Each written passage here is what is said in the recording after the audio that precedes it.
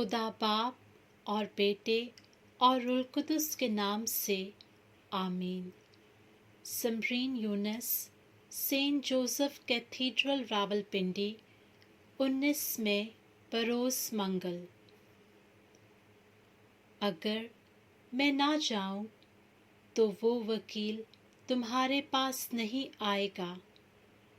ہمارے لیے آج کی انجیل مقدس یوحنا کے مطابق 16واں باب 5ویں تا 11ویں آیات مقدسہ۔ اس وقت یسوع نے اپنے شاگردوں سے کہا، اب میں اس کے پاس جاتا ہوں جس نے مجھے بھیجا ہے، اور تم میں سے کوئی مجھ سے نہیں پوچھتا کہ تو کہاں جاتا ہے، بلکہ اس لیے کہ میں نے یہ باتیں تم سے کہیں، تمہارا دل غم سے بھر گیا ہے۔ لیکن میں تمہیں سچ کہتا ہوں کہ تمہارے لیے میرا جانا ہی فائدہ مند ہے، کیونکہ اگر میں نہ جاؤں تو وہ وکیل تمہارے پاس نہ آئے گا، لیکن اگر میں جاؤں تو میں اسے تمہارے پاس بھیج دوں گا، اور جب وہ آئے گا تو دنیا کو گناہ اور صداقت اور عدالت کے بارے میں تقصیر وار ٹھہرائے گا۔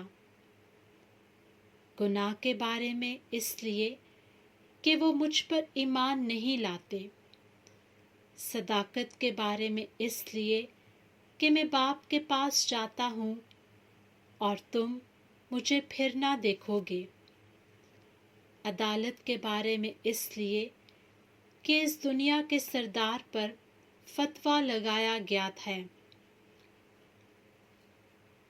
انجیل مقدس کے پڑھے اور سنے جانے پر خدا کی برکت ہو، خدا کا شکر ہو۔ میرا نام فادر پیٹرک پیٹر ہے اور میرا تعلق ڈومینیکن گھرانے سے ہے۔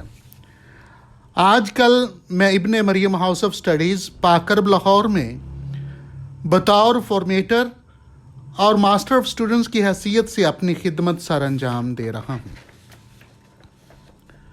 مسیح خداوند میں میرے عزیزو، ہم ان دنوں چھٹے ہفتے کی پاشکائی موسم کی لتوریہ میں سے گزر رہے ہیں۔ آج ہم چھٹے ہفتے کے منگل کی لتوریہ منا رہے ہیں۔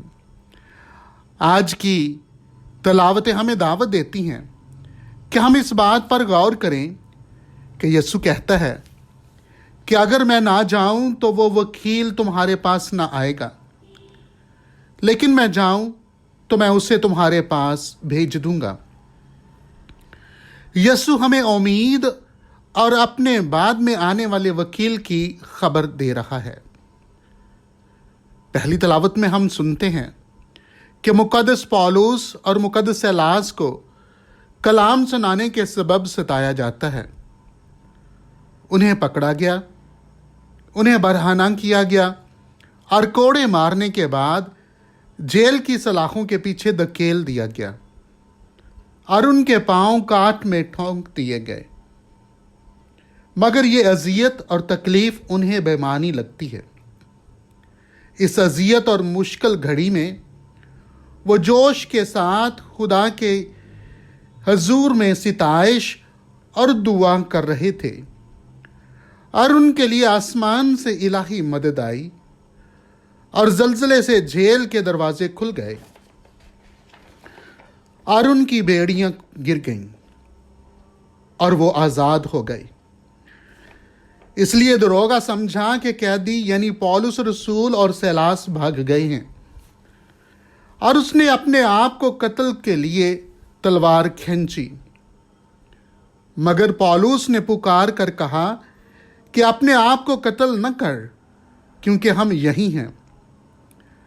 تب اس نے مشعل کی روشنی میں انہیں دیکھا اور ایمان لایا اور سارے گھرانے سمیت بپتسمہ پایا۔ مسیح میں میرے عزیزو، ईमान से मांगी हुई दुआ असर रखती है। और इसलिए ज़बूर नवीस लिखता है कि फ़िरौन की दुआ आसमानों को चीरती हुई खुदा तक पहुंचती है। और यीशु कहता है कि जहां 2 या 3 मेरे नाम पर फराहम हों, मैं उनके दरमियान मौजूद हूं। मत्ती की अंजील उसका 18वां बाब।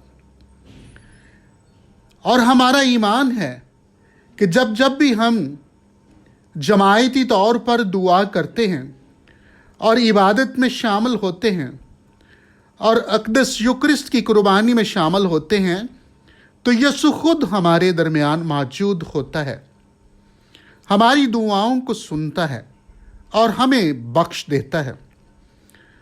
इसलिए यीशु मत्ती की अंजील उसके 7 बाब में कहता है, मांगो तो तुम्हें दिया जाएगा, ढूंढो तो पाओगे, खटखटाओ तो तुम्हारे लिए खोला जाएगा।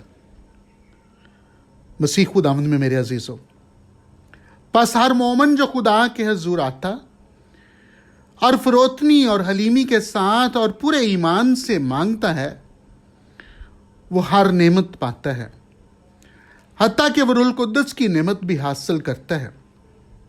बिलाशुबा हम सब बपतिस्मा याफ्ता हैं और रूहुल कुद्दस की मामूरी से मामूर हैं और हमें रूह से बमोहर कर दिया गया है। इसलिए ईमान से हम खुदा से दुआ मांगते हैं तो वो सुनता है।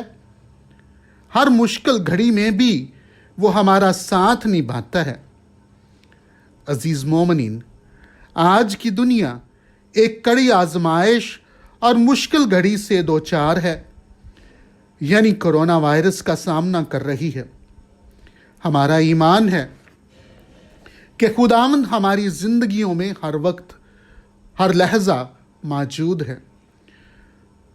वो खुदा तंगी में भी, मुसीबत में भी, परेशानी में भी, हर आजमाइश में भी हमारी सुनता है।